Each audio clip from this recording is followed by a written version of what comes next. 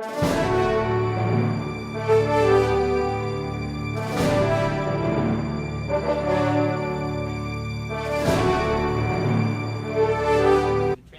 Parliamentary Group. Let me just give 2 seconds of my thoughts on this conversation, and then I'm going to pass it along, and you may or may not hear from me later. And that is, when you look at an independent Kurdistan from a U.S. perspective, what I find very interesting is that very often we tend to break up the issues in the Middle East. We don't look at the Middle East as to drag our feet on or what seemingly dragged our feet on Iraq policy. And now when it comes to supporting, for example, the Peshmerga, I always reference General Dempsey's in his last armed services hearing meeting, when he said,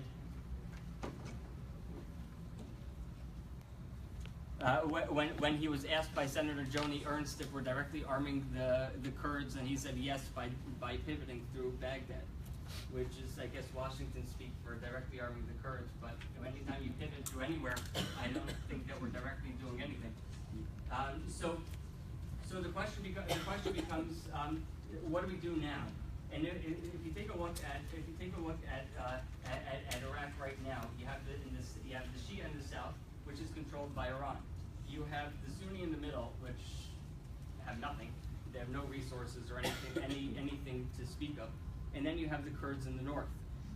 And by our not being able to take a decisive stand, whether we support the Kurdish independence, we support the Kurds or not, but ultimately what you see is now happening. The Russians are beginning to make a greater investment in Kurdistan in the north.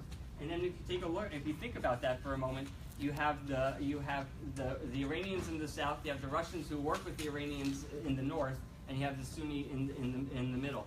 And so we really have to have a conversation today as to what is the direction that we need, that the U.S.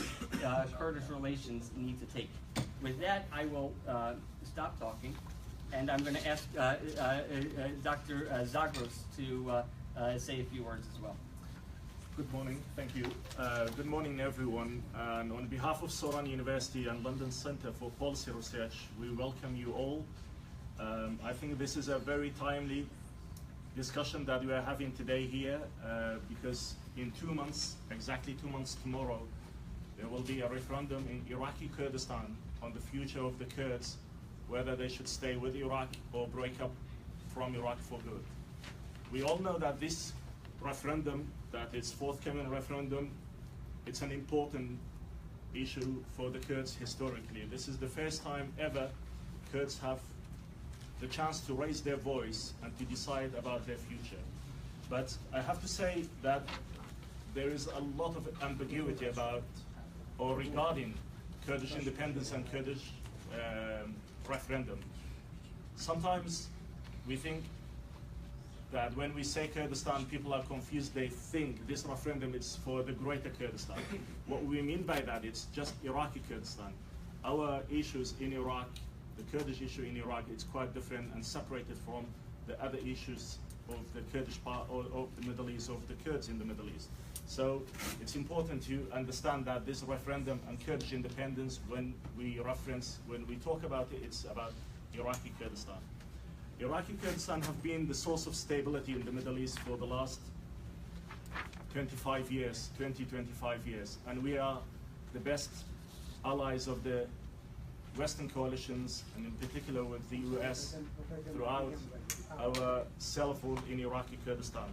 And only lately, Peshmerga forces collaborated with the US Army and the coalitions in defeating ISIS. And if it wasn't for the Peshmerga forces, ISIS would have taken so much more land, and it would have been very difficult to defeat ISIS. So we've been champions of that with the support of US allies, with the support of other allies in the region. So this discussion today, no doubt, will be focused on so many issues, but in particular on the prospect of Kurdish independence and referendum. So I'll leave it now from here, and again, on behalf of Soran University and London Center for Policy Research, which I'm a fellow there, and delighted and honored to be a fellow at this prestigious think tank in Washington. We welcome you all. Thank you. Congressman? Well, I just want to tell you all that I'm just glad to be with you. I know that there are other things that a person can do on a nice day like this, and for you to be here and studying esoteric policy in the Middle East, thousands and thousands of miles away, says that you have a great commitment to humanity, and that you understand that some of the things that happen in the Middle East have implications for the whole world, and I certainly believe that. It's sort of the flashpoint of humanity. And so I'm grateful that you're here. I know I see so many people that I know and love here, and just it seems like all the right people are always at all of the right places, and it's just my honor to be with you all. I appreciate the London Center, appreciate Soran University, just all of the people involved, and the general here. I always appreciate those who put their entire lives at risk for the sake of human freedom, and it just doesn't get more noble than that. I, as some of you know, have been for some time a proponent of an independent and sovereign Kurdish state should the Kurds choose to form one. I will tell you that I believe the Obama administration precipitously pulled out of Iraq in 2011 to fulfill what I consider a naive and foolish campaign promise, and it left a vacuum in a war-torn region that allowed the functionally destroyed al-Qaeda at that time, at least tactically, to flee into the country, into Syria. And that decision to withdraw and to do nothing as the Syrian civil war metastasized allowed the former al-Qaeda in Iraq to morph into the Islamic State. And it exploded out of Syria in 2014. And I think the real tragedy is that a minimal U.S. troop interdiction would have prevented the tragedy and atrocities that happened. But as you all know, our president at that time called the Islamic State a JV team. And they precipitated great horror within that mindset, with the safety of that policy in America. And they grew throughout the world. And they have demonstrated some of the most evil things that any group ever has. I mean, this rivals some of the worst groups in the history of the world. And so I was saying just the other day that, you know, that we've made more progress in tactically fighting ISIS in the last 8 months than we did the previous 8 years. And my friends on the left will quickly remind me that, you know, ISIS hadn't been in place in Iraq for 8 years. Well, I certainly do that. But the policies that allowed them to come to power and to be created were precipitated in those 8 years. And so it really does matter, America's involvement. But in the midst of America's really hesitancy under Mr. Obama to do what was necessary, came, thank God, the Kurds. And the Kurds stood resolute. They protected Christians. They protected Yazidis. They stood strong. They practiced a religious freedom through Baghdad. It was to directly arm them. And that amendment succeeded, but then was taken out at the behest of the Obama administration in the Senate. But the good news is it catalyzed the discussion. Of course, now you know today we are doing some tremendous things with the Kurdish forces to arm them directly.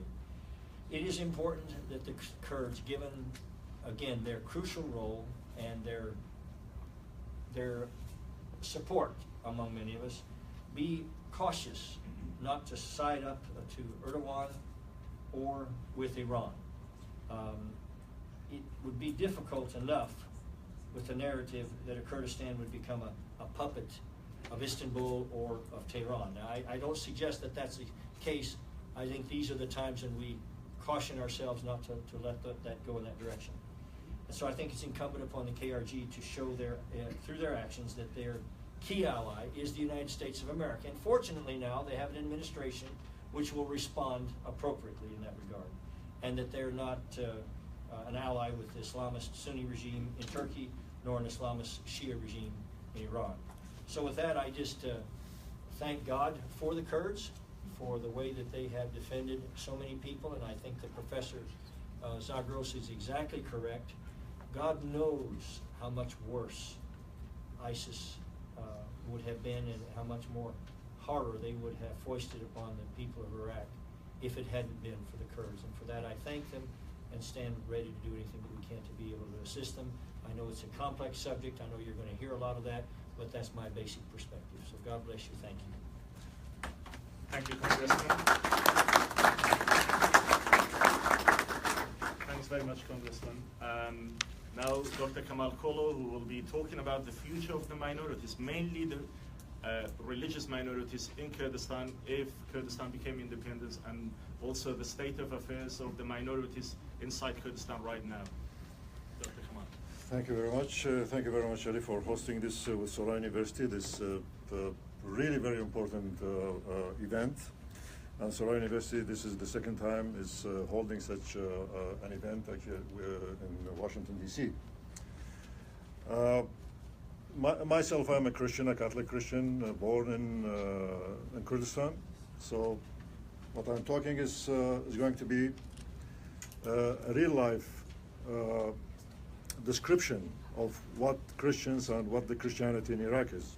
Okay, talk a bit louder because people Don't have any speaker? So, No. Yeah.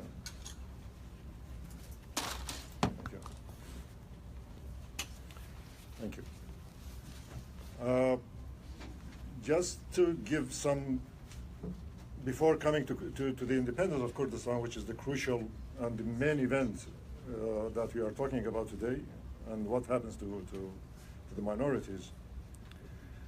If we just start from 1915, and we know what happened to the Christians, to the Syrians in Hakkari areas during the Ottoman Empire, 1915 up to the 1918. And the movement of large Christian masses towards Iraq, and they inhabited Kurdistan, a lot of them, besides the Christians who were already there for millennia. And we remember also 1933, where the Iraqi government actually, during the 1 year after the independence of Iraq, the formal independence of Iraq, they massacred Assyrians in the village of Simele. Around 3,000 men were massacred, and those men actually they were coming, seeking for a place to live in, a place the government declined their staying in Kurdistan, declined their, at that time Kurdistan was a part of Iraq and under their full control. And from that massacre, actually, in 1933, the term, according to scholars, the term genocide actually was coined after the genocide of after the massacre of the Christians. Starting from 2005, and Al-Qaeda in Baghdad, in Basra, in Mosul. Whoever have seen Baghdad at that time or seen seen how Christians were living at that time in Baghdad and in Basra and in Mosul, and knows that the Christians were systematically targeted by Al-Qaeda and by the sectarianism that was installed in Iraq between the Shiites and the Sunnites. And the Christians, the only safe haven that the Christians had was to move to Kurdistan.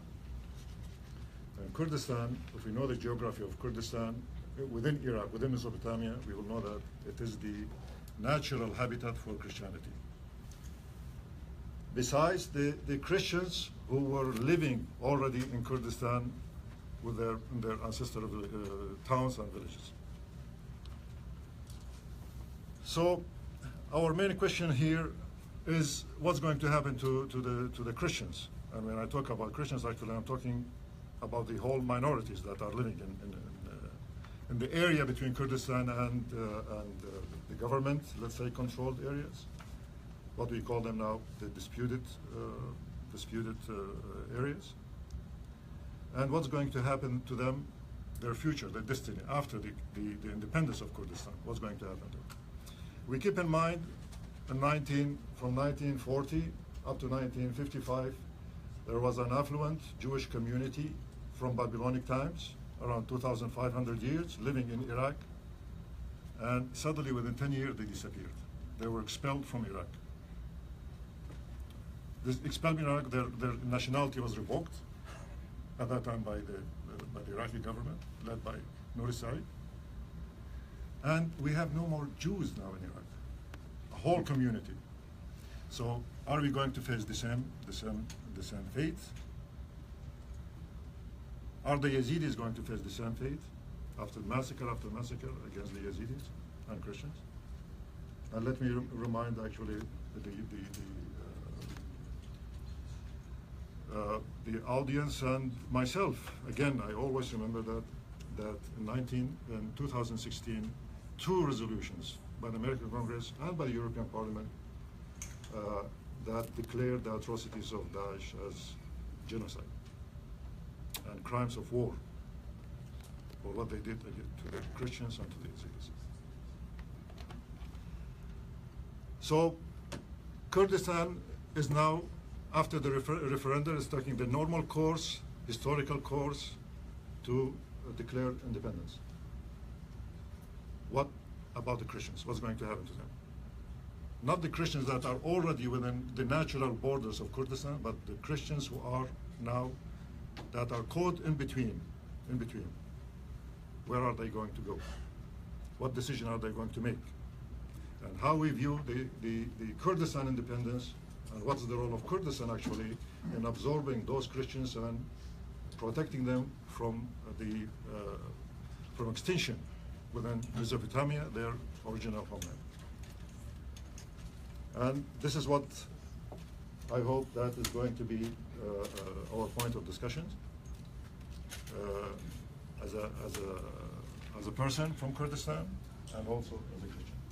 Thank you. Thank you.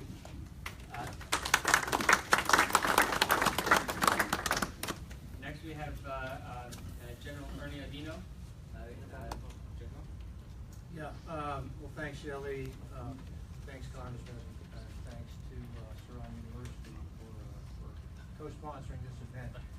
Before I get into my comments, I want to personally thank Congressman Franks for sponsoring the bill to directly arm the Peshmerga. And I can say, from my time embedded with the Peshmerga, that was a specific action that was definitely needed.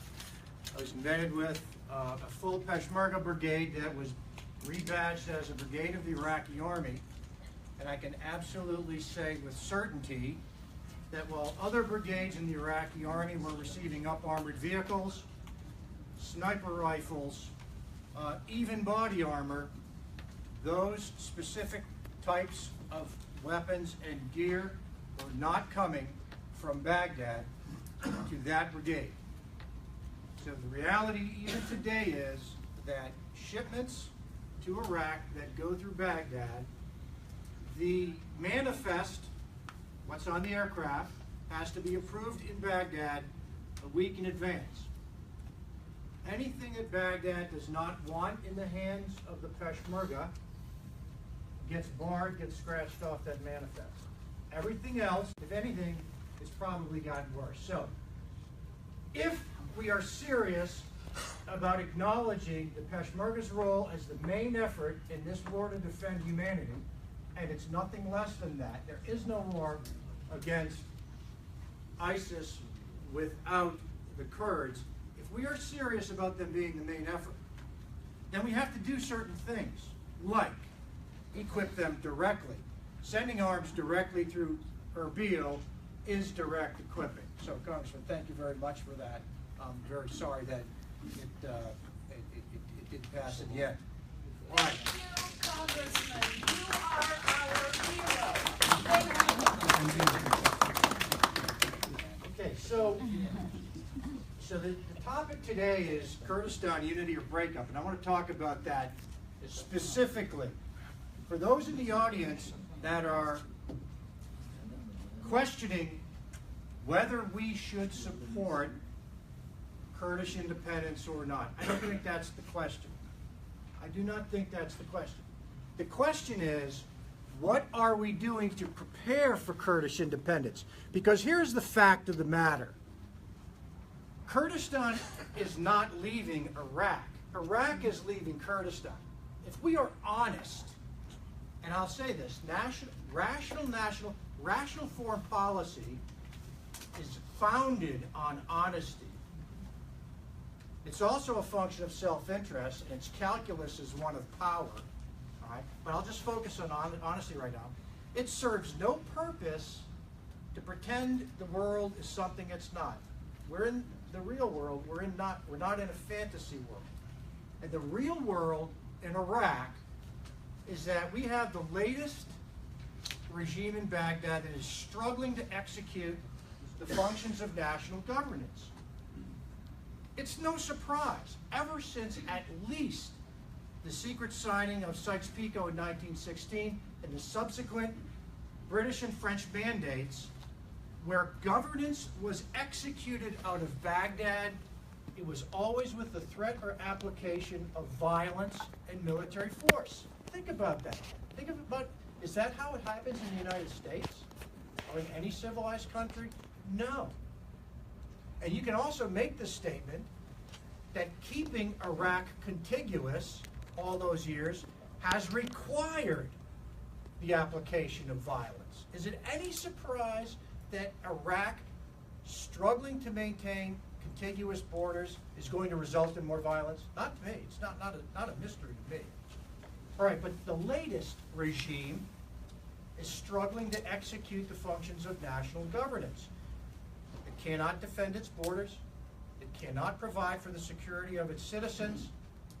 It cannot be trusted to fairly distribute the federal revenues per Iraqi constitutional express requirements. 17% of federal revenues that were supposed to, by the Constitution, go to the KRG on an annual basis has never been fully sent. And oh, by the way, when ISIS attacked in 2014, the summer of 2014, what did Baghdad do at the exact same time? They cut off all remaining funding to Kurdistan. At the time, the Kurds, when the Iraqi army ran away, they stepped forward and established a front line 600 miles long. They stopped and began to roll back, with coalition help, began to roll back ISIS gains in Iraq. And then they began clearing it kilometer after kilometer. And then they set the conditions and necessary preconditions for the ultimate liberty operation to liberate Mosul, and we're very happy that Mosul is liberated today. But the Kurds had to isolate the city first, and they did. And then they waited for a year for the Iraqi army to recock, by the way, with an Iranian backbone. All right, 75% at least of the Iraqi army now is Shia.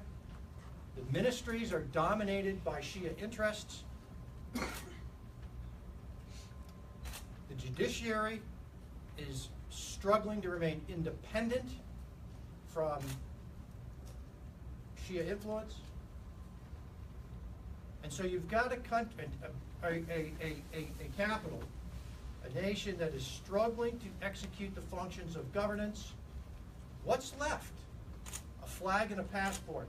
And those are slender reeds upon which to hang the hat of a country.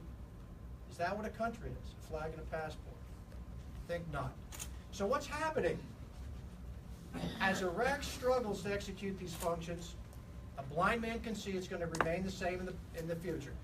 It's been batting at 1,000 since 1916 at least.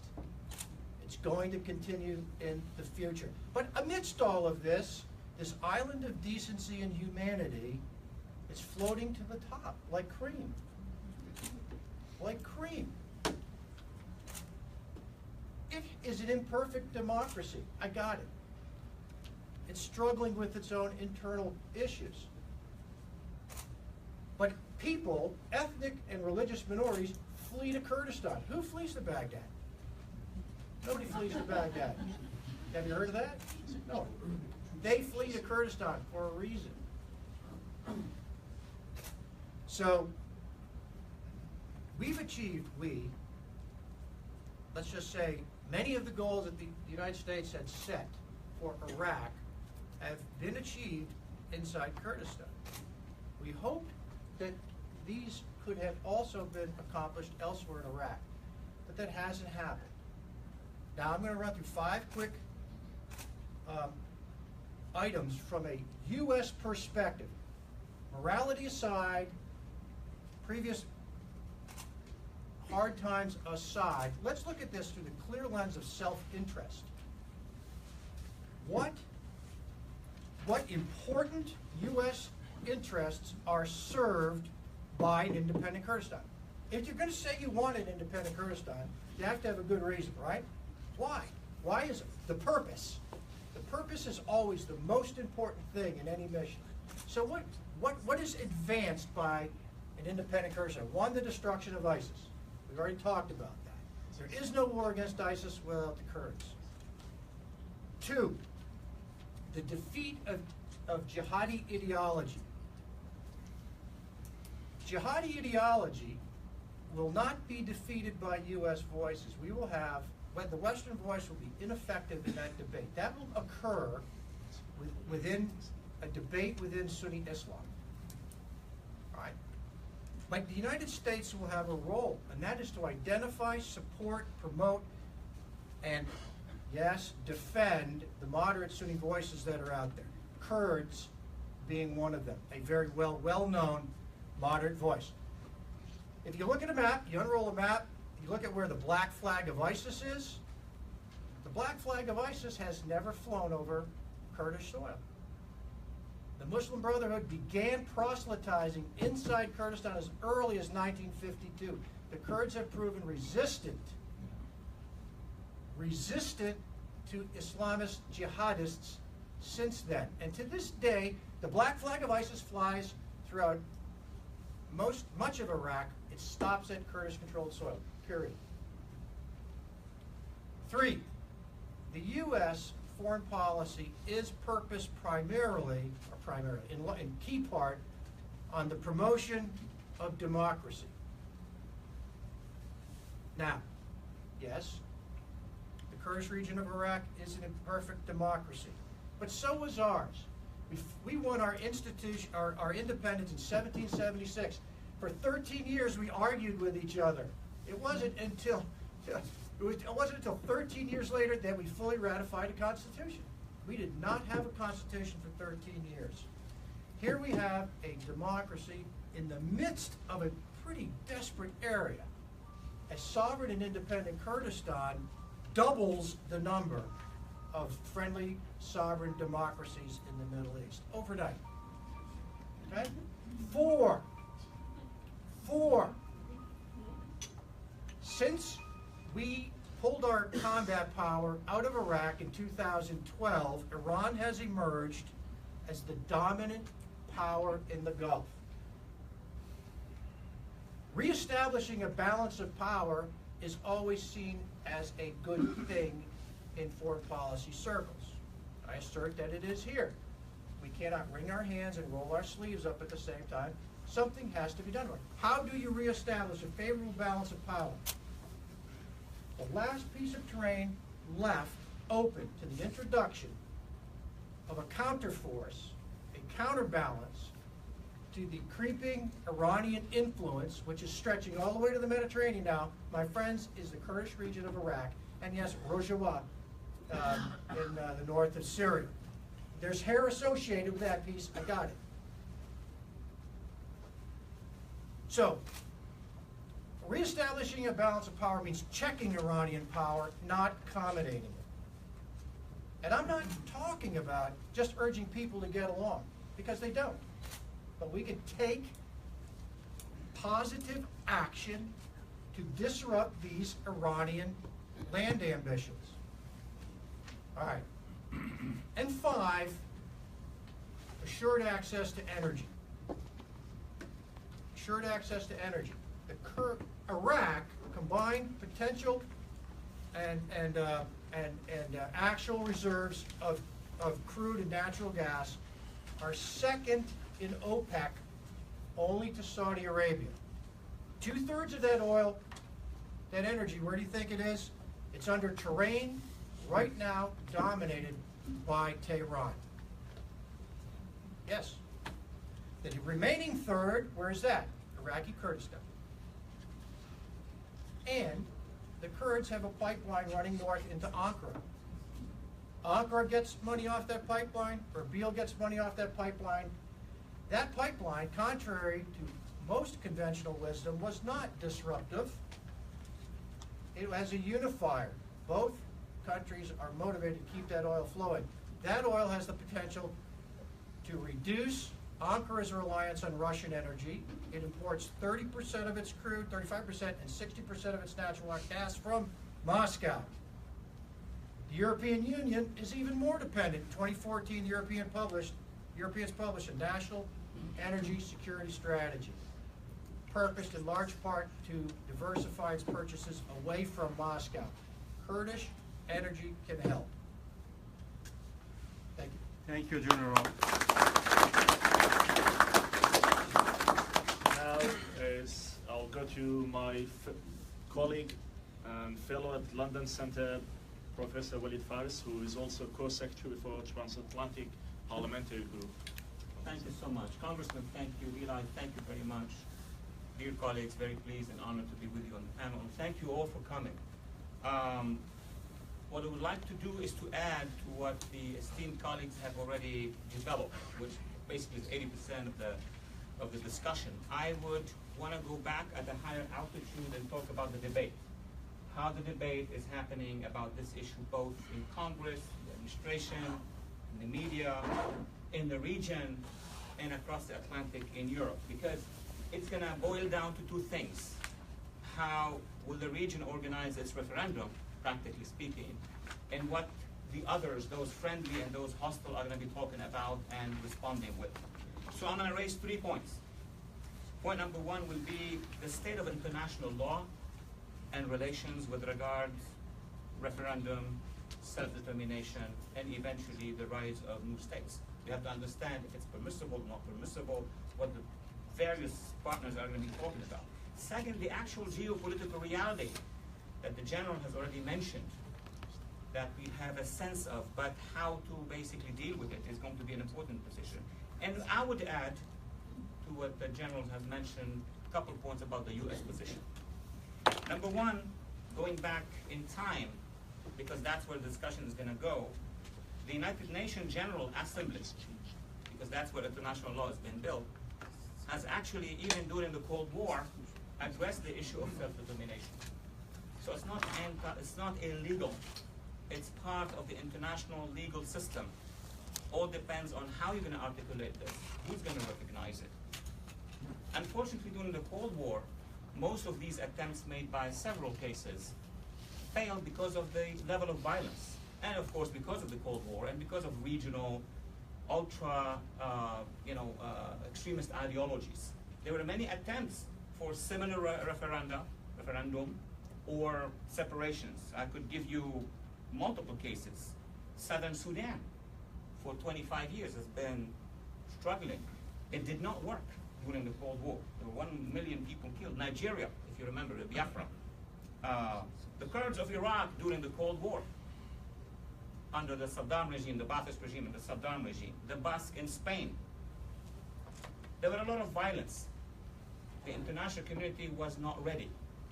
And basically the consensus in the General Assembly was that if you want to file for divorce or separation or independence, you need to have two things. You need to demonstrate that this is at the time, a decolonization act, meaning you have been colonized.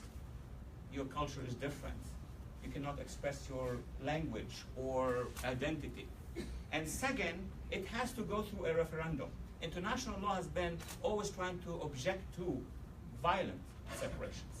Because if you do a violent separation, it becomes a civil war, it becomes a regional war, and then you can't not show the actual will of the people.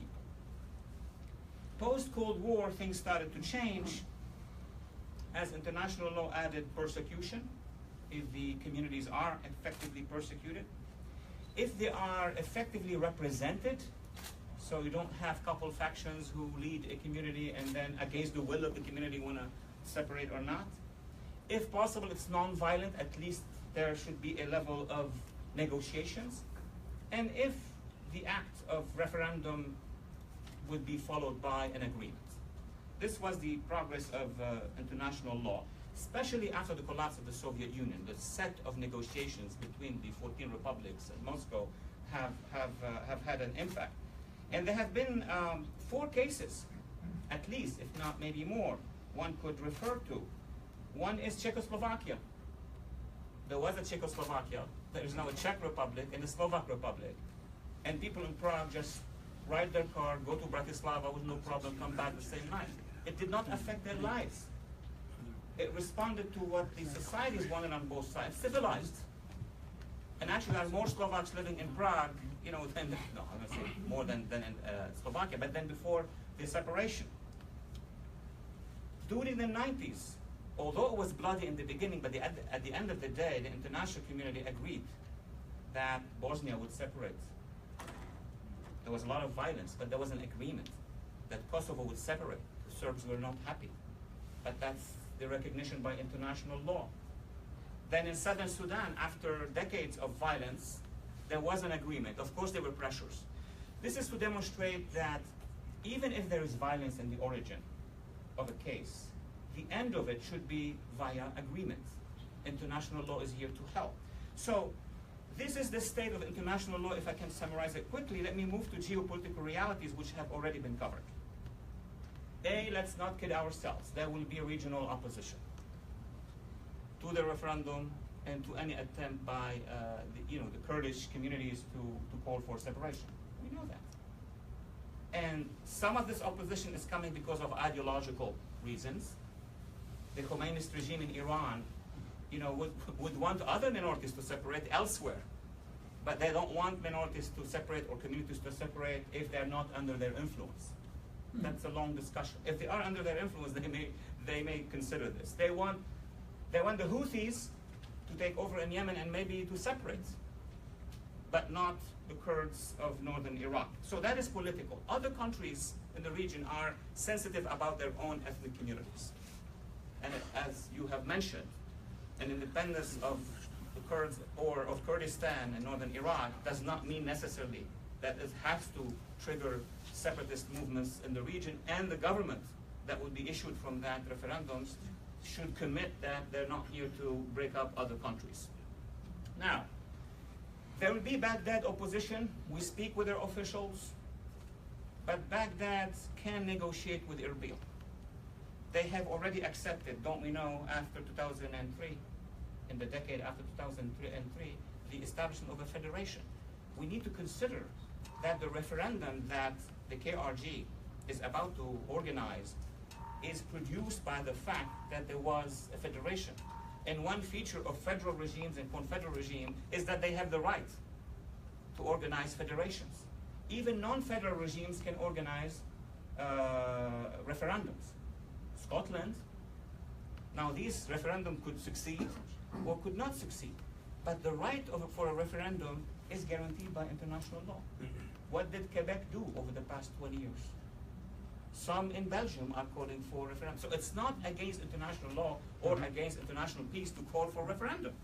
To me, as an American citizen, that is what I recognize. The right for communities, for a direct democracy to call for and apply referendum, specifically if this is based on a previously recognized status of being a federal entity. What is the reason for a federal entity if it cannot consult its own people as to what do they want in the future? Have you noticed that in Switzerland, every canton does referendum on every single issue, maybe not on separation, but the principle of referendum should not be considered as neither illegal or against the will of the people. Second, the KRG basically, by organizing the referendum, is moving towards 2 points. Point number one is to ensuring that their people's will is expressed. That's an act of democracy. Now, we may know what the results of the referendum are, by way of polling, but that's number one. Number two is to obtain a legitimization from the people of northern Iraq to that government so that government can negotiate. That's exactly the process that international law and today most nations would agree on. That's what happened. I'll go back to the case of Scotland. Scotland basically voted. It could have voted yes. And then what would have this triggered? It would have triggered negotiations with London. So let's put things into perspective. This is not a wild thing. This is a very normal thing. And what is important is for the will of the people to be expressed, and then the government and the parliament, representing this population via the referendum, will engage in negotiations. Now, lastly, U.S. position. I won't add much except describing the change that has been occurring. During the Cold War, traditionally, Washington was not very warm and hot for separatisms. Mostly it was Republican and Democrat. They considered that maintaining the status quo of borders is important. But that was because of the Cold War. Because if they would support one, then the Soviet Union would support the other, and it would have a domino effect. Post-1990, the United States started to modify and to look at actually the human factor. They recognized, the US recognized, both Congress and the administration, the right for, as I said earlier, they have developed that new jurisprudence. If a community doesn't feel good, if a community is persecuted, if it doesn't have all of its rights, then it has the right to express those feelings and that will. That's the referendum, basically. Second, it is very important after the referendum that there need to be negotiations. That's what I suspect and project that a Washington position would be. Once we get the results of the referendum, there need to be negotiations. Now, the U.S. position, what can affect it? Of course, that's my personal opinion as a scholar here. What could affect a U.S. position, both in Congress and in the administration, is if the referendum is well done, if it's well organized, if it really represents the will of the majority of the communities in that region. Second, it was mentioned already by the good doctor, if minorities are offered good representation, fair representation, it mirrors our culture. Three, if there will be negotiations with Baghdad. And four, basically, if the government issued from that referendum would commit to a point, of course, that their work is not going to be to encourage other separatism, armed separatism against other countries, because other countries would actually be opposed to this. So, if those principles are agreed upon, then it is my belief that the majority in Congress and the administration will be basically recognizing the effects of the referendum. And I would add to what the general has said in terms of legitimacy. The people of northern Iraq or of Kurdistan have shown over the past few years, first of all, that they have suffered from ISIS, from these jihadists. And they have shown, they have been very helpful to the international community.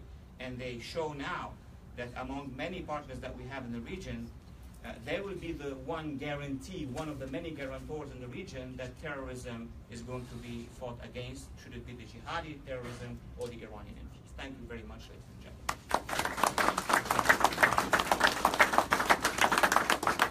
I think we'll start the discussion portion of this, and then Congressman, we'll start with you.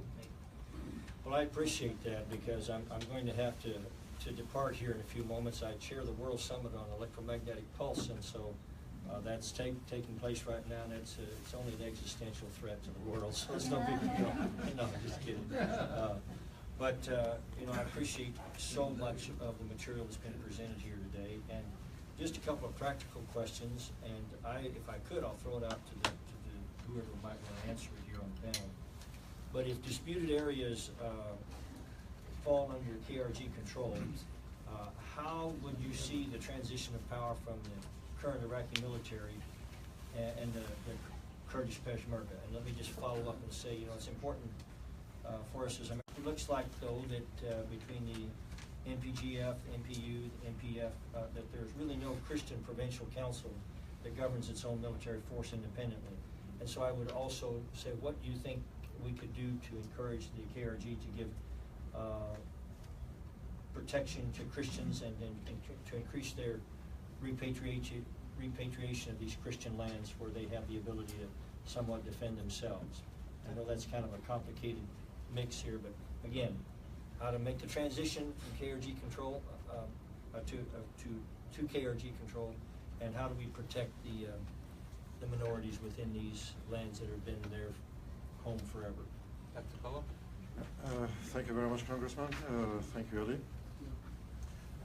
Just to give an idea about the disputed areas, actually, neighboring traditional Kurdistan. So if we take Mosul as a city, as a metropolitan city, surrounding it are towns and villages of the Christians. So some of the names, maybe you have heard them in the news, like Bartullah, Al-Qosh, Tilkef, Baghdadi, Hamdaniya. Thank you. So these are villages and towns that are inhabited by the Christians from millennia. Most of them, they are Chaldeans by the current, ethnic name. Most of them are Catholics, and there are also some Assyrians, other Assyrians, but they have these villages before the onslaught of after the onslaught of Daesh actually on Mosul. They moved to these villages and these towns, and after the Daesh attacked those villages and towns, they moved to Kurdistan. And you know, the mass exodus of the Christians and the Arabs actually, and Kurds to Erbil province. So these areas, they are very, very adjacent to Kurdistan. And if we talk about the Christianity and about the Christians in Kurdistan, we can go back to the 1st century. And the geography actually is between the Tigris from the east and the Zab River, Greater Zab River from the east, sorry, from the west and from the east. And it started from Hakkari area. And this is the natural Kurdistan that we are having today. And if we start from the Sykes-Picot, actually, these areas, they were within Kurdistan, natural Kurdistan. The Arab Iraqi, traditionally, from the Abbasid period till now, it was Mosul, the city per se, Baghdad, the Wilayat, and also the Basra. And this is the Iraq that is known. It was the Arab Iraq. But when you come to Kurdistan, you can find there the Kurds and you can find there the Christians with all their religious affiliations. So now the Christians in these areas, they are caught in the middle. We know from Baghdad there are political parties that belong to Christians. They are apart.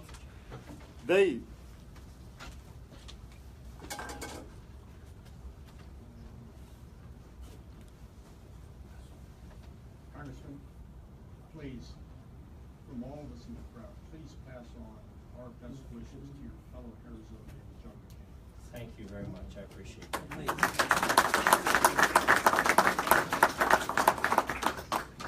could have made this a little tighter here, couldn't you? We need a bigger boat. Okay.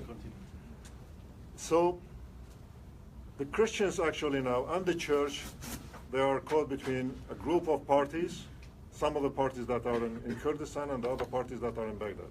They are all Christians. And each one is trying to represent a point of view that represents the city and the area that they are living in.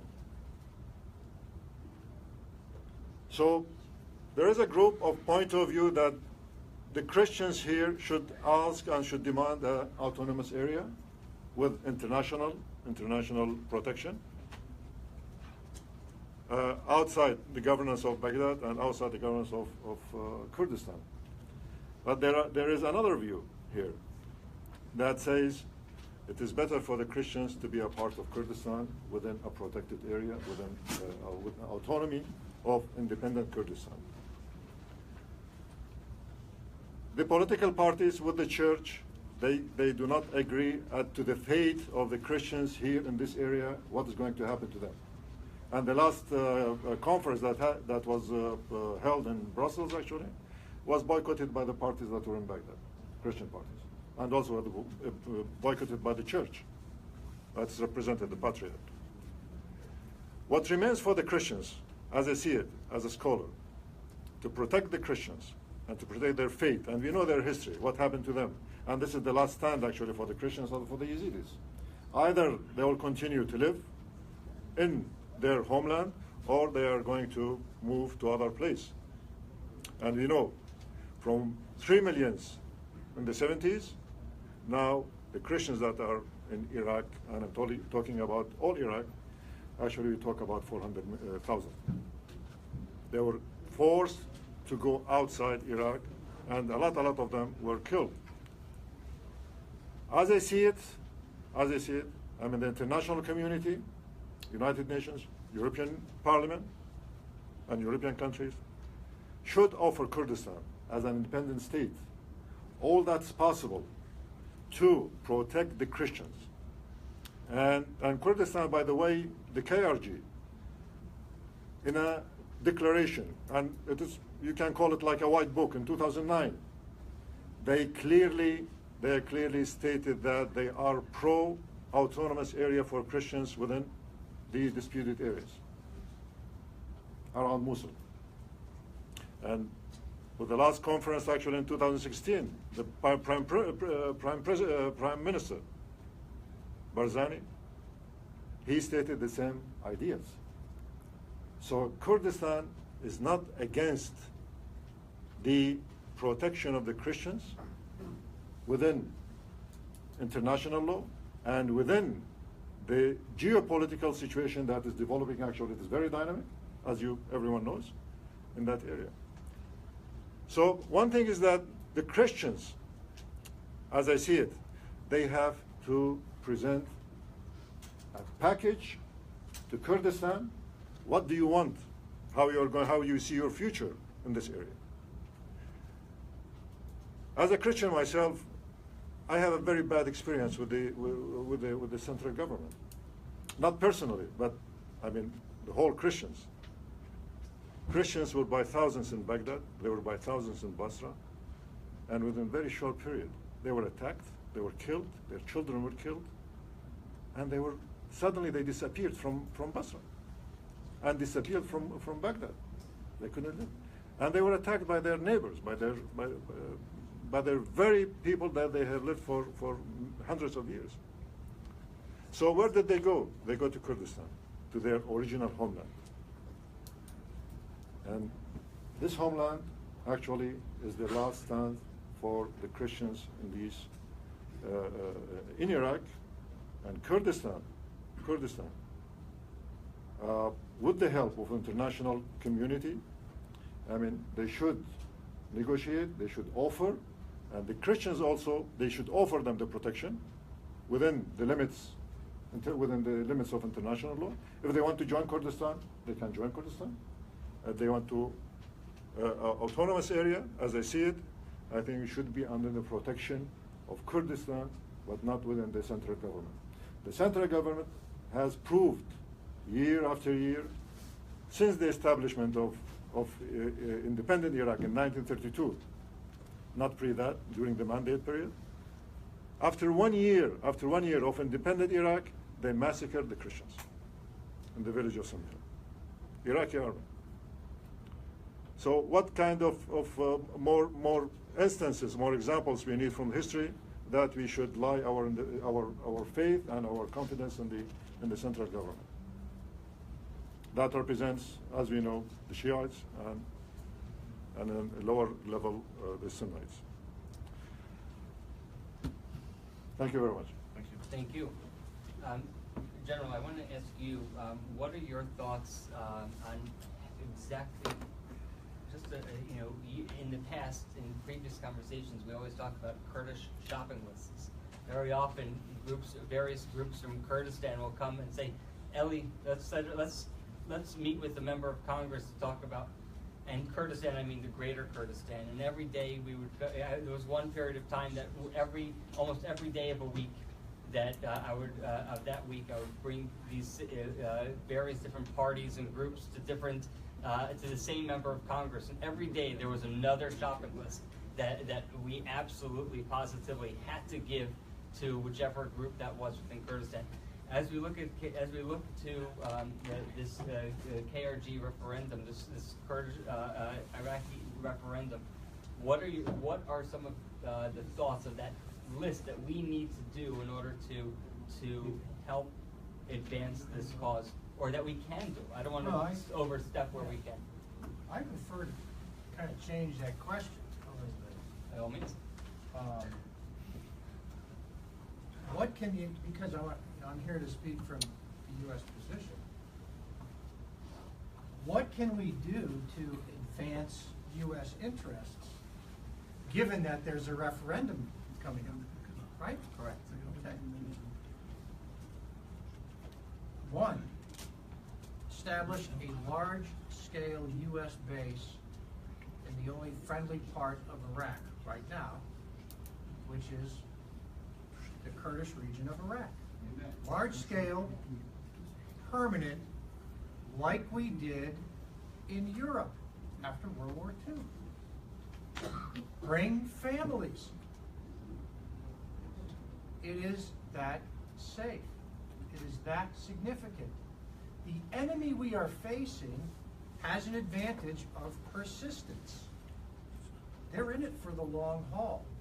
Establishing temporary bases in areas where we have important U.S. interests sends one message. Establishing a permanent one that says, we're here for the long haul, that sends another message, and it establishes some realities on the ground. Two, the KRG is struggling financially. It's pinched between the costs of waging the war, as I say, to defend humanity, and two, safeguarding, providing shelter for nearly 2 million refugees. That doesn't happen just by magic or wishful thinking. That costs money. Where does this money come from? The United States could do something very significant, very easily, without putting a single boot on the ground, by the way, and that is to loudly, proudly, unequivocally endorse the Kurdish right to export its own oil.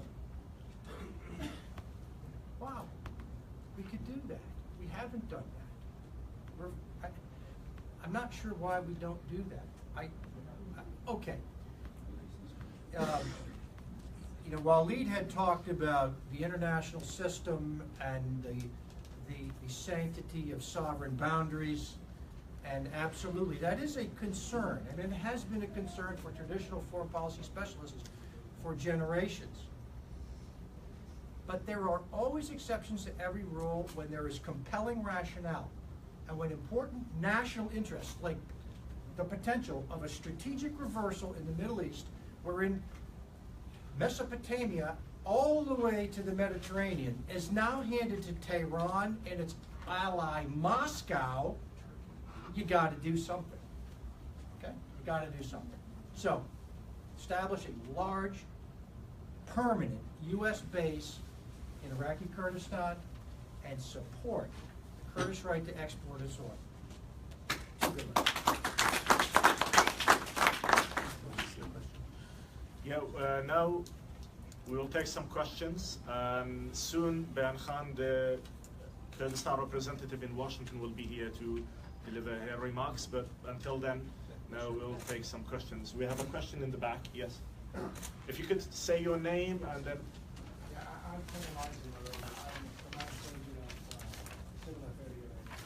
I'm originally from the city of Mosul. Okay. And my last post was a command sergeant for the Office of Security Corporation. My question to the distinguished panel is, for those of us that do not know much about economics, would the state of Kurdistan be fiscally sustainable given the tough neighborhood that surrounds itself? Thank you. Okay. Second question is, do we think the state of Kurdistan has the governance institution to evolve as a model state in the region? Thank you very much. Okay, thank you.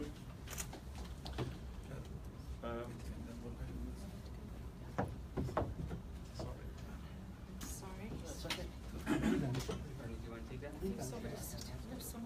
Yeah, I'll take that.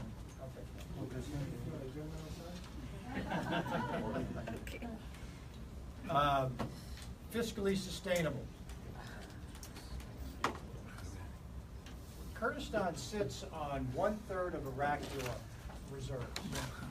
As I said, I don't know if you were here when I said this, the combined reserves of proven and potential energy reserves in Iraq is second in OPEC only to Saudi Arabia. Kurds sit on 1/3 of that. We have to be honest, that is the primary source of future revenue for Kurdistan. So the Kurds, they have to pick their poison. Is it going to go through Tehran? Yes, that's an option. I don't see a lot of interest in doing that amongst the Kurds, but I'd rather have the Kurds answer that. It could go through Ankara, which there is some going through Ankara right now. And that pipeline has not been destabilized, as most of the conventional foreign policy world claimed it would be. It's been just the opposite. It's been a tremendous unifier between Ankara and Erbil. Beautiful thing, all right? It can't very well go out through Damascus, and from existing fields, per the Iraqi Constitution, Article 112 or 111, goes down to Baghdad. The problem there is, Beji's been in and out of ISIS hands, so that flow has kind of been interdicted.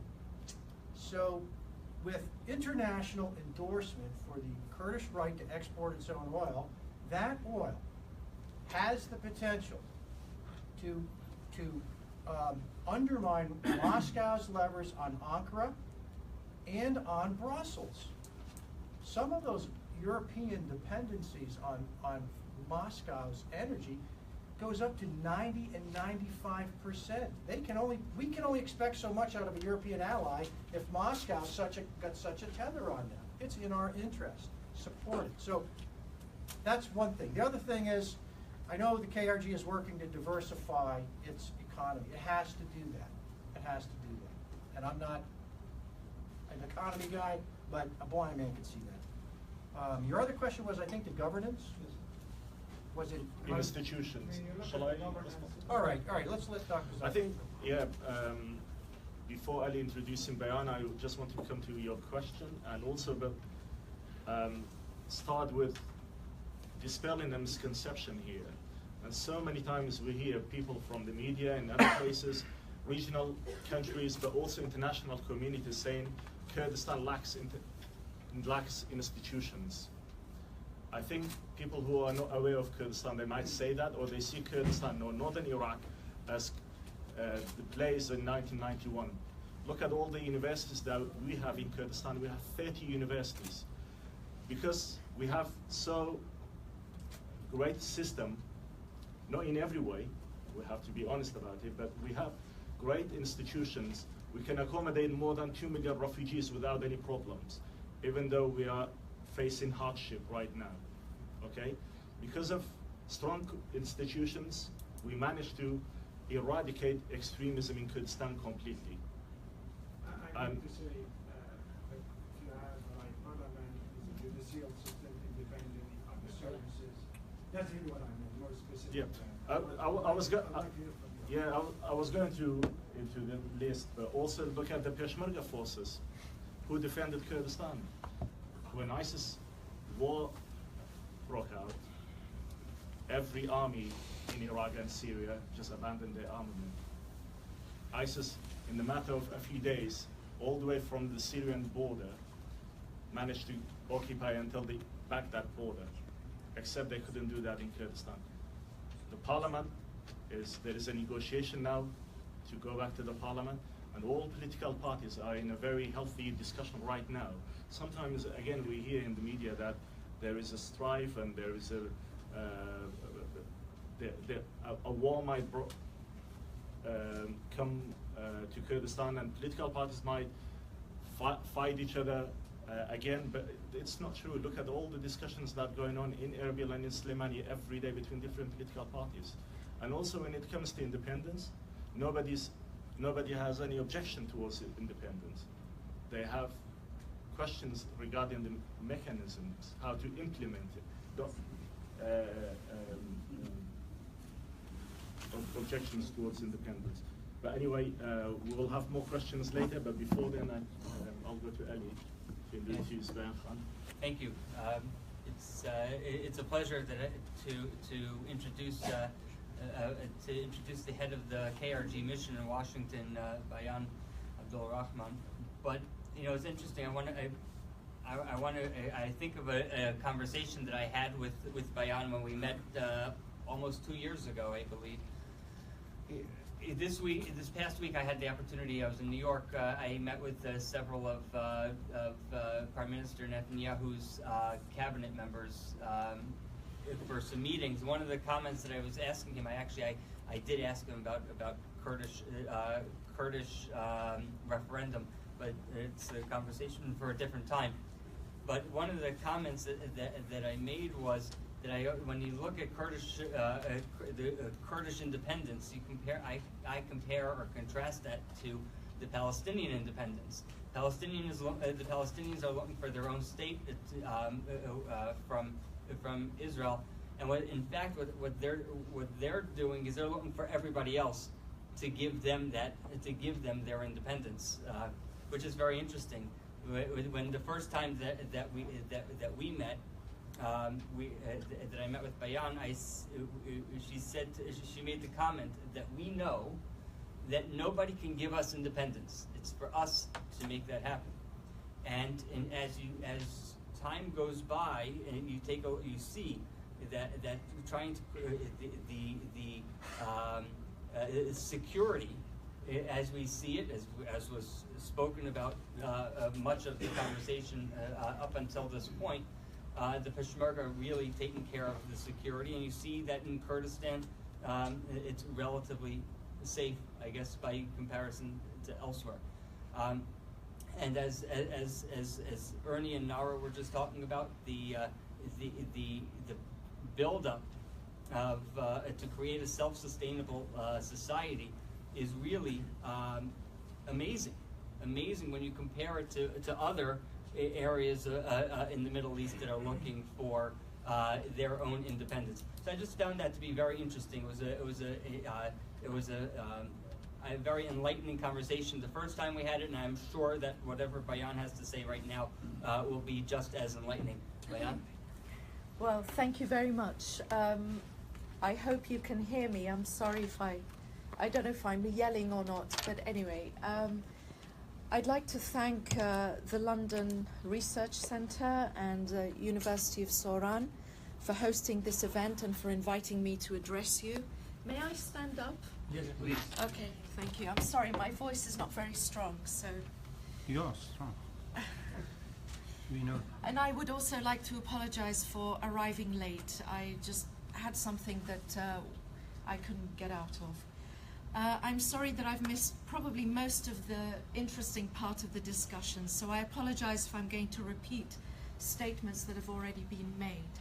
I'd like to thank Congressman Trent who has always been very, very supportive of Kurdistan, and I had the opportunity to meet him just a few days ago, and he reiterated that support.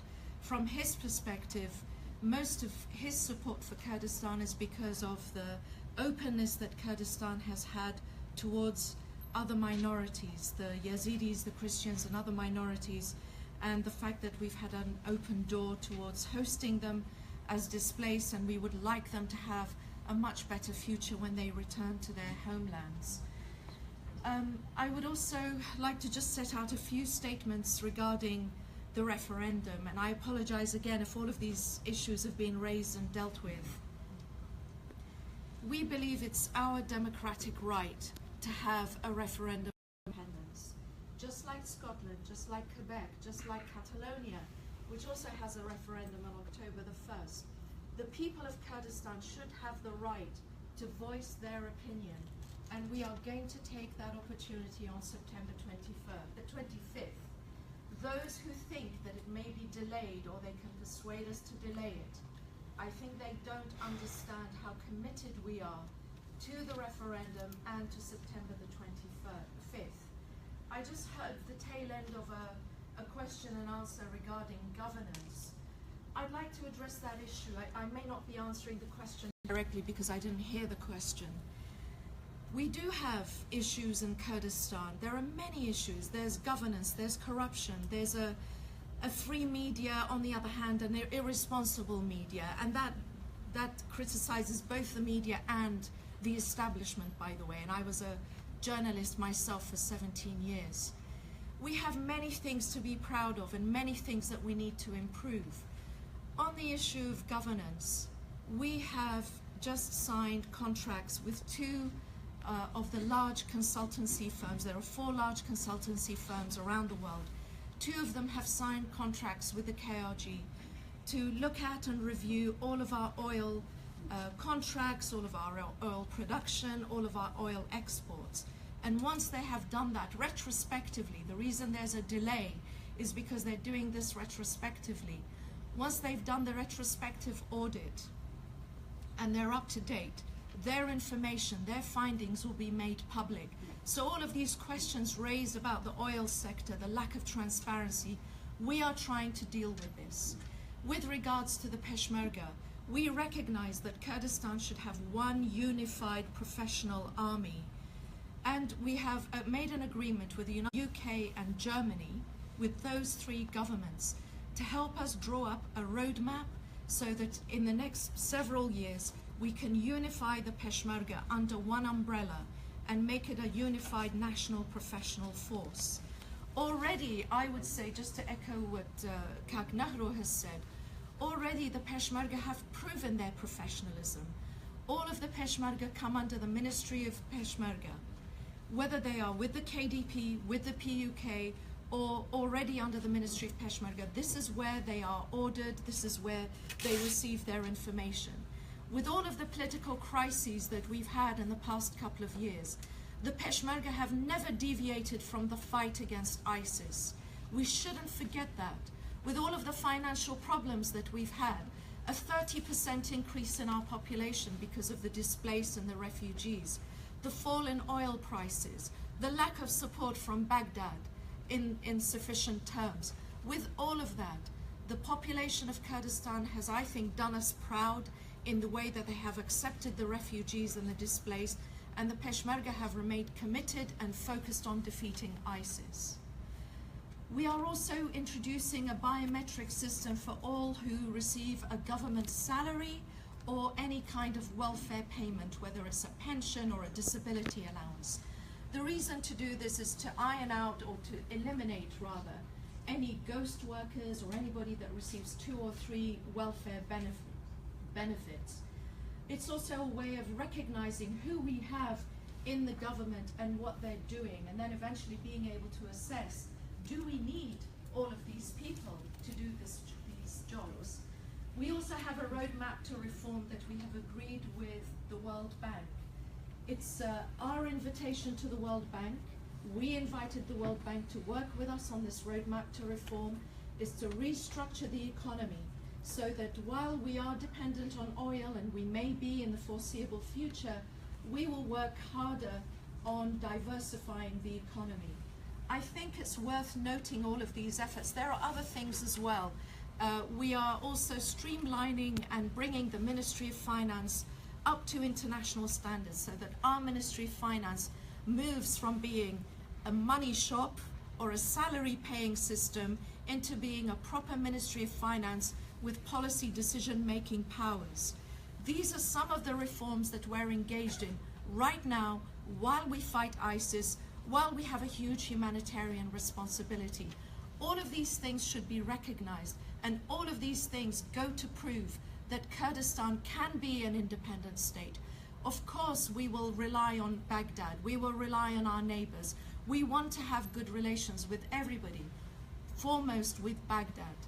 We will strive to achieve that. But those who say that Kurdistan is not ready for independence don't frankly know what they're talking about. They don't take into consideration, they only take into consideration the negatives. They don't take into consideration all of the positives and the fact that the people of Kurdistan are committed to independence.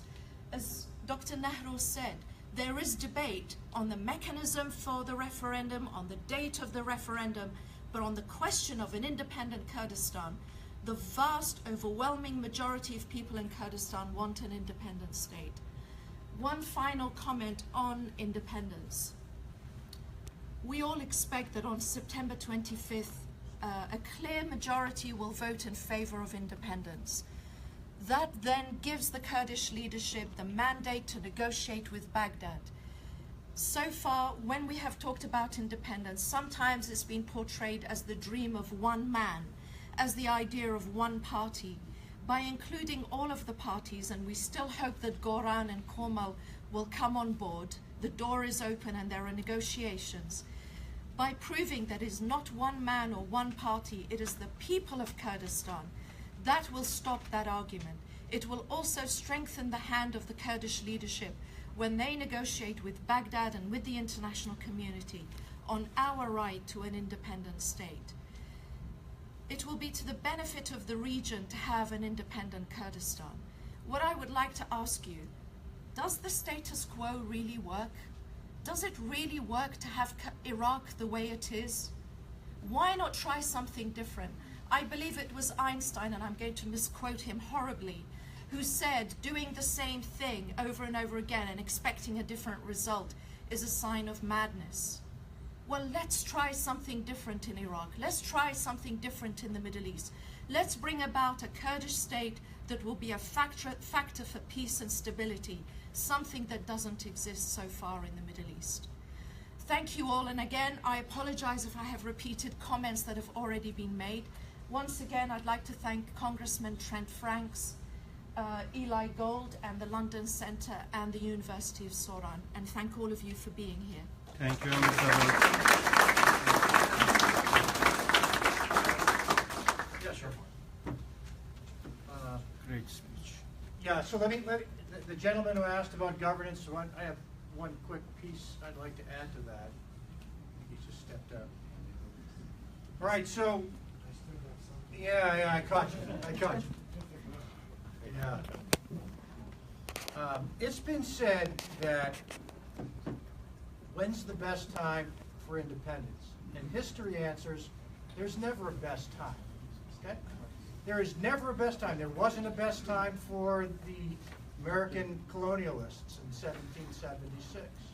And then it took us 13 years of arguing with each other before we even had a constitution, all right, to perfect it. And we've been trying to perfect it ever since. But if there has been a place in recent history that's quite well prepared, not perfectly prepared. Perfection doesn't exist. Quite well prepared. It's in the Kurdish north of Iraq. Now, why do I say that? They have been trial running their governance since 1991. Okay? They have had a parliament. They have had a draft constitution. They are now leading in operations against ISIS. They have held the line when the Iraqi army collapsed. They stepped forward. They are signing contracts internationally now for oil. We know that. Why there are not many Americans interested in that is a mystery to me. All right? It's a mystery to me. Russians know this very well. They just signed a $3 billion contract. Why was that not an American company that did that? Well, we fall asleep at the switch. Kurdistan is being surrounded by Iranian interests and is being targeted by Russian interests. And yet, it has a governance structure that is the raw building blocks right there for future success. So I get back to what I said earlier. The question is not whether you support Kurdish independence. It's what the heck you're doing to prepare for it. And if you don't think it's viable, if you say, well, it may not be a viable sovereign country, that's only half of the issue. The next issue is, if it's of such importance to the United States, and I covered 5 very important interests, the next matter is, then what are you doing to make it viable? Because it's in your interest, Americans, to make it viable. Thank you. Thank you. I just want to thank Bayan. I thank you for your remarks. I think they were right on point, and certainly certainly complemented the conversation until this point. Yeah, so take a few more questions. Yeah, okay. Noaim Mikhail, I represent the Chaldean Syrian Sunni Popular Council. I'm so happy you have Chaldean Christian in the panel, and it's good to see some faces in all. Before I ask a question, we in the council believe that prosperity of Kurdistan, that means prosperity for the Christians and other minorities. So we fully support the referendum and whatever happens. So my question is, how can KRG deal with the popular mobilization units on the Nimba plain? Because to avoid any future clash, because that's really important for us. As we as minorities, we believe our future is with Kurdistan. So this is really important thing that need to be addressed diplomatically, need to be addressed on the dialogue, not in the conflict. So I would like to hear from the panel how this issue can be solved. Thank you. Well, I agree with you that it's a cause for great concern to not know what will happen with the popular mobilization force or Hashd al-Sha'bi. We are concerned that Hashd al-Sha'bi has been legitimized through a law in Parliament. Somebody said, well, this is good because it means that they can be held to account. My question is, who in Iraq has ever been held to account? And are we now going to start with the PMUs who are so forceful? So you're absolutely right to be concerned. We are gravely concerned. We're concerned about Hashd al-Sha'bi being in South Sinjar, in the Nineveh areas. And I think this is something that we need to bring to the attention of the United States and the coalition, because if we're going to avoid conflict, we need that third party to be there in the middle to make sure that there isn't any kind of conflict, and to empower Prime Minister Abadi to do more to take control of that area, so that it's the Iraqi security forces rather than the PMUs. Thank you. Another question? Yeah.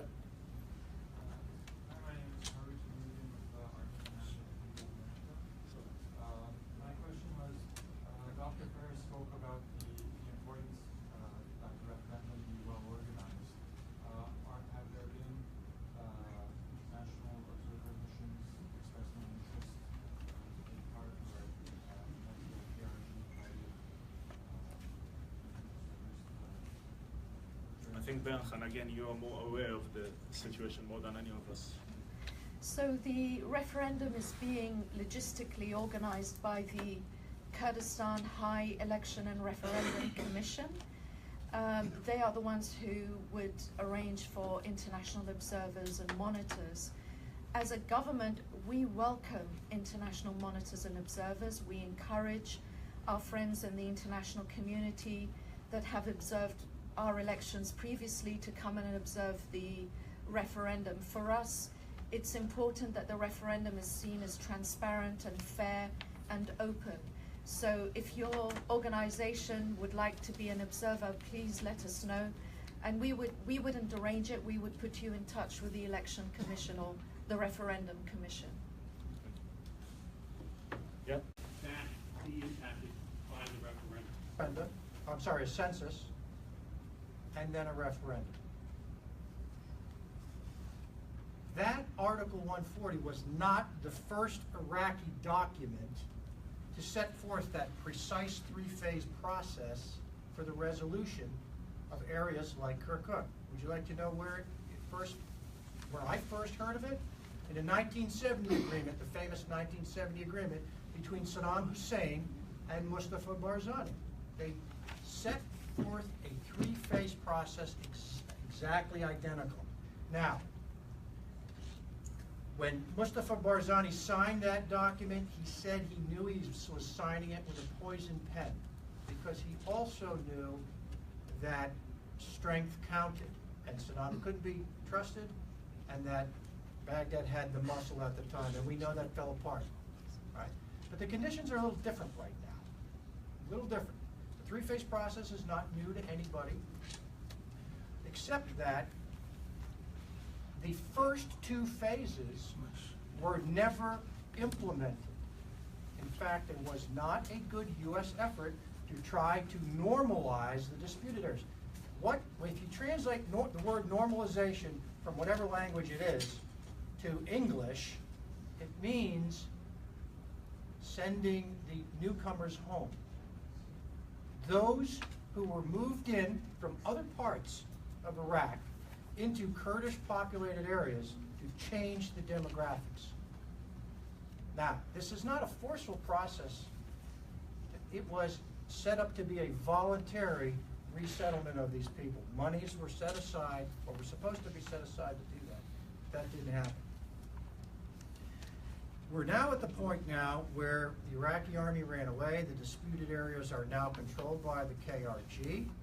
There really is not much violence occurring in those areas. I'd like to hear from some of the others right now. And the last thing I would say about the disputed areas is they've come to be associated with something called the Green Line. You know, if you've heard of the Green Line, raise your hand, don't worry, I'm not gonna pick you for questions. But I will ask this question. Has anybody thought what the Green Line, who established the Green Line? Where did that come from? It was the forward edge of Iraqi troops.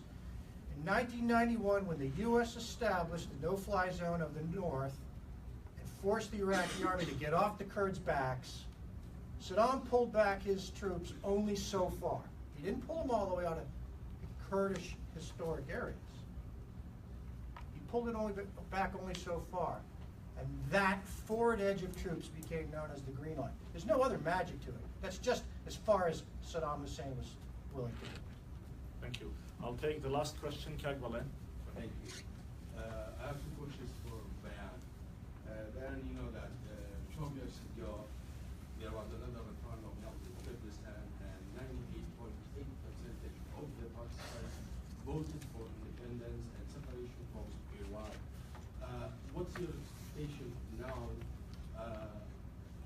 in two different things, rate of participants and the votes by yes or no? My second question is, you mentioned that there is an attempt for unifying the Peshmerga forces in Iraq Kurdistan. In the last 25 years, these kind of attempts were not successful. Why the people should think that within a few years, unifying the Peshmerga forces will be successful? Thank you. Thank you very much, Belen, for your questions. I'll answer the Peshmerga one first. I think this time the fact that we have the United States, Britain, and Germany drawing out the plan for integrating the Peshmerga means that we have three of the world's best armies, best institutions guiding us. It's not just ourselves doing it. And as somebody has explained to me, and I'm sure General Ordino will know this far better than me, the Peshmerga are still operating like a guerrilla force, meaning that the heavy part of the Peshmerga is at the front, the fighting part. In most regular armies, it's the structures behind.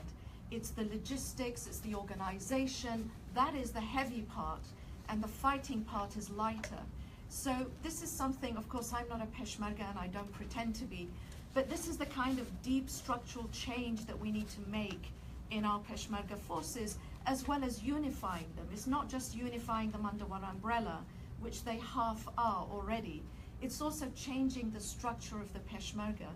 And representatives of those three militaries, US, Germany, and Britain, met with the Council of Ministers, I think just in the last couple of months, and set out the plan for doing this. And it's been approved by the Council of Ministers, and I believe now it has to be approved by the presidency. So as a Kurdish citizen, or as the Kurdistan Regional Government representative, I have more faith in this process because of this.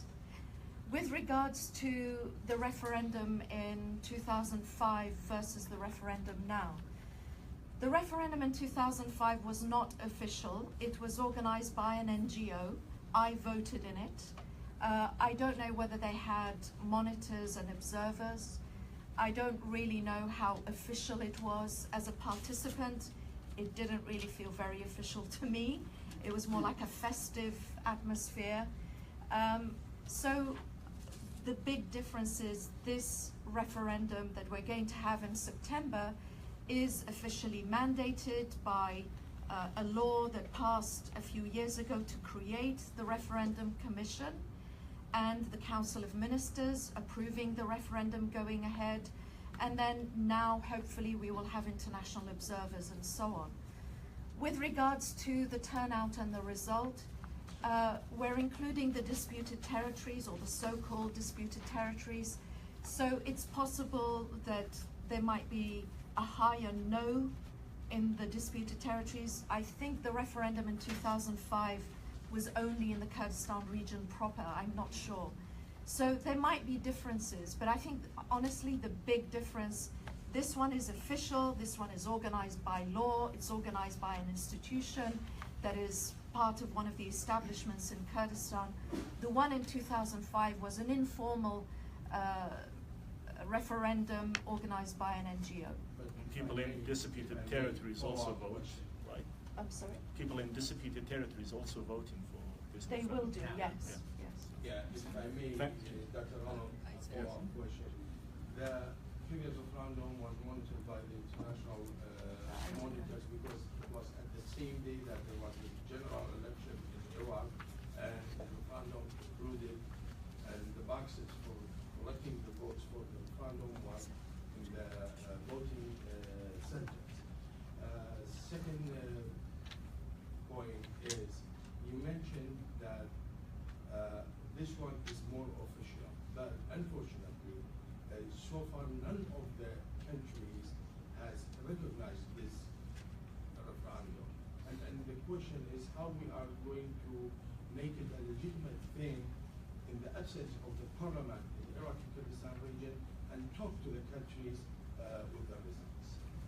Well, first, I think you know more about the NGO referendum in 2005 than I do, and that's fine. First of all, we're not asking anyone's permission to have the referendum in September. It is. Excuse me, if I may answer, Balen, thank you. So you said other countries haven't approved it or recognized it. We don't need other countries to recognize the referendum. We don't ask anyone's permission. Scotland, Quebec didn't ask Iraq's permission to have their referendums.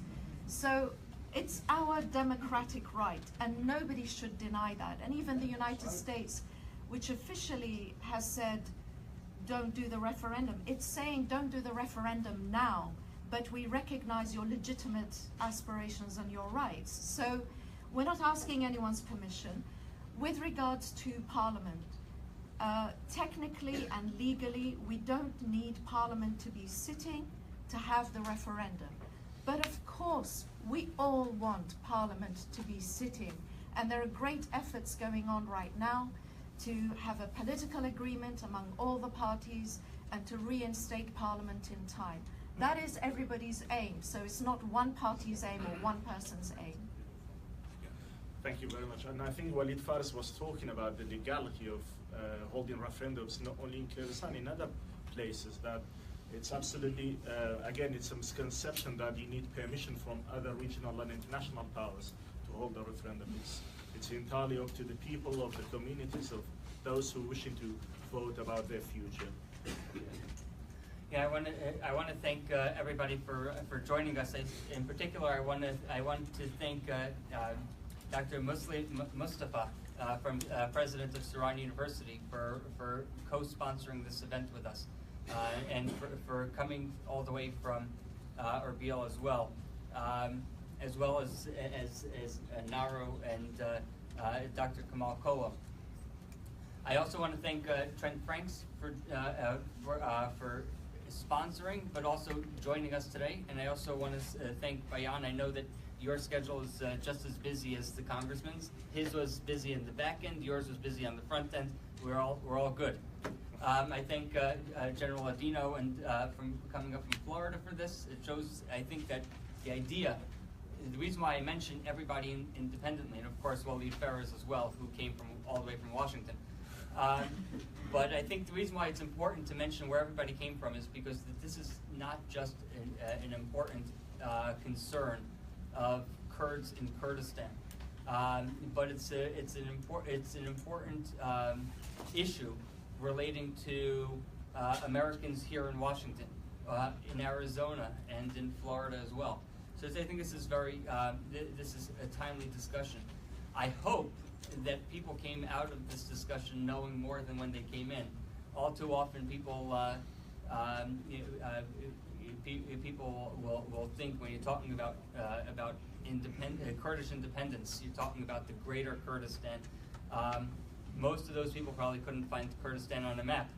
I think these discussions are most definitely of great importance, and we'll certainly look forward to the next one as well. And most importantly, I thank every one of you for coming out to join us today. Thank you.